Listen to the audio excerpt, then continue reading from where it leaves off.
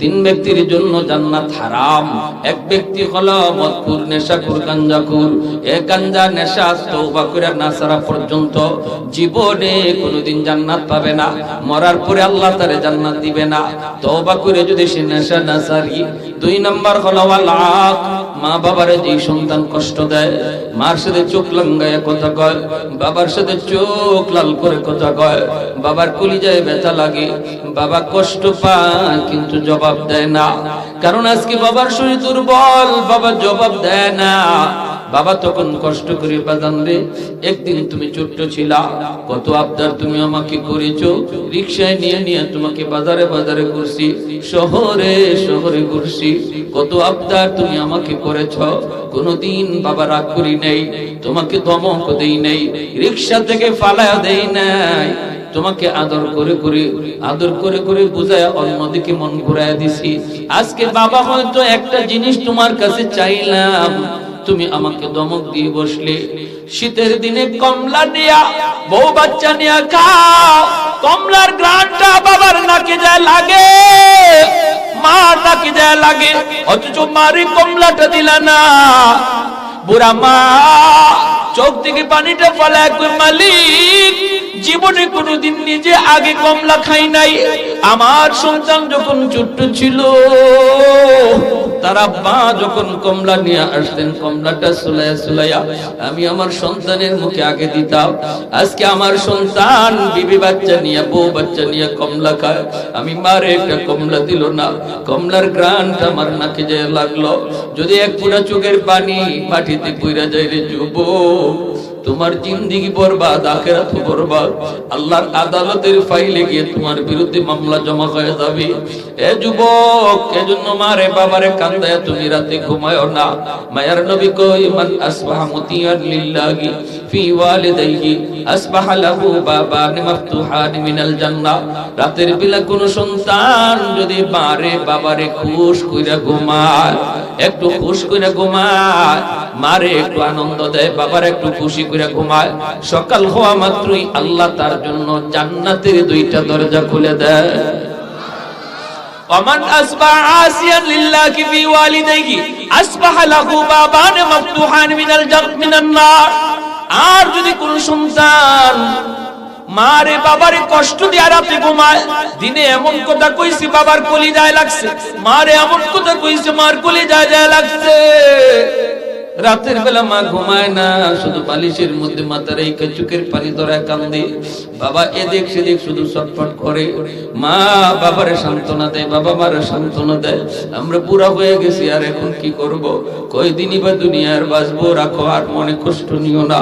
আল্লাহর নবী কইরে, যুবক মারে বাবার ঘুম হারাম কইরা, বাপ মার কলিজায় আঘাত দিয়া তাদের ঘুম হারাম কইরা তুই ঘুমাইতেছো, সকাল হওয়া মাত্রই তোর জন্য জাহান্নামের দুইটা দরজা খুলে দেওয়া হয়। নাউজুবিল্লাহ।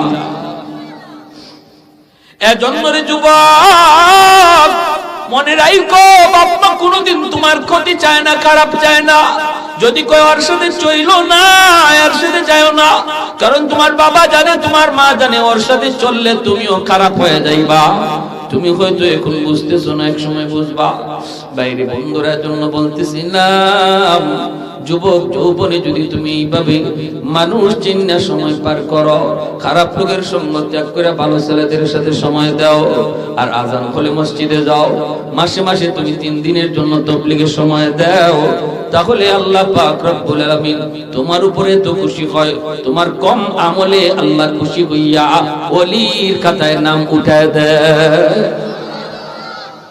এ যুবক, যুবক কোন ভরসায় তুমি ঘুমাইতেছো রে, কোন আশা নিয়ে তুমি গান শুনে ঘুমাইছো, তুমি তো জানো না এই রাত আর এই ঘুম তোমার জীবনের শেষ ঘুম কিনা। কত যুবক ঘুমায় আর ঘুম থেকে ওঠে না, জীবনে শেষ ঘুম হয়ে যায়। আমার মসজিদের পাশে ছিল একজন কর্মচারী, সে এরকম ভাবে মানুষের সেলাই করত, টেইলার ছিল টেইলার।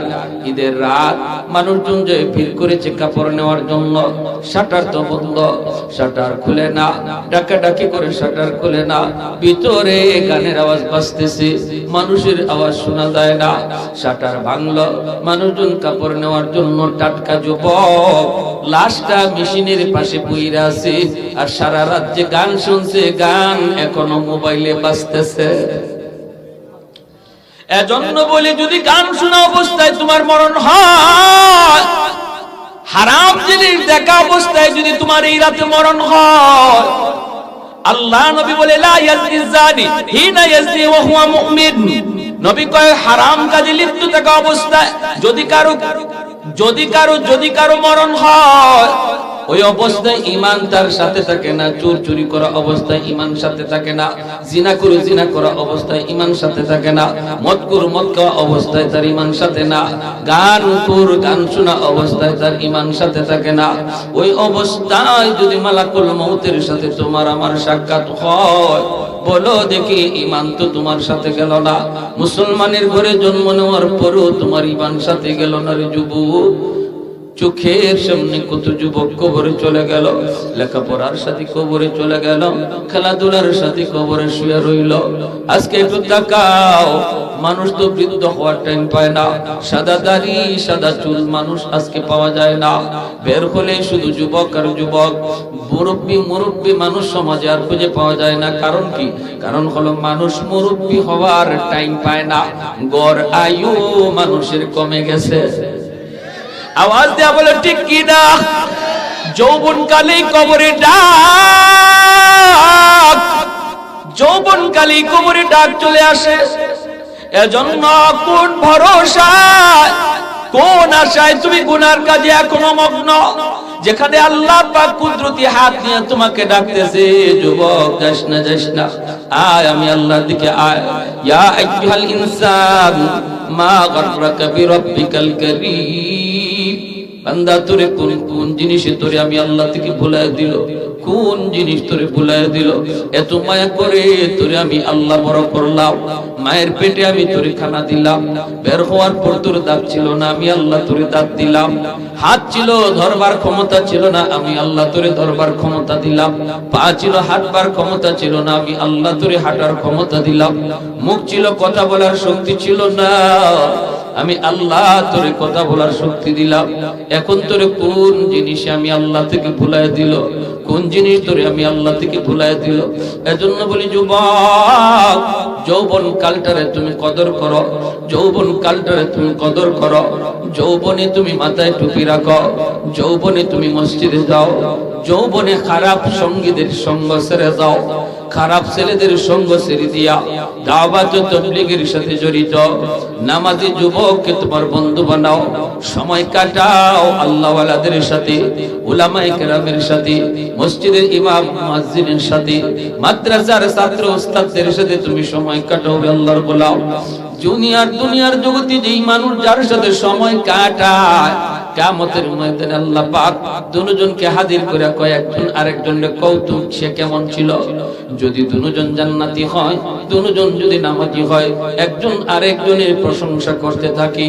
মায়ার নবী বলেন, আমলের ক্যাটাগরি যদি বেশ কম হয়, একজন যাবে জান্নাতের উপরে আরেকজন নিচে, একজন জান্নাতের হাই ক্লাসে আরেকজন একটু নিম্ন ক্লাসে, আমলের ক্যাটাগরি ভিন্ন হয়ে যাবে। আল্লাহ পাক রব্বুল আলামিন দুজনকে একসাথে রাখার জন্য নিচে যে আছে তারে উপরের জনের সাথে তুইলা দিবে। আরেকটু জোরে করুন না সুবহানাল্লাহ।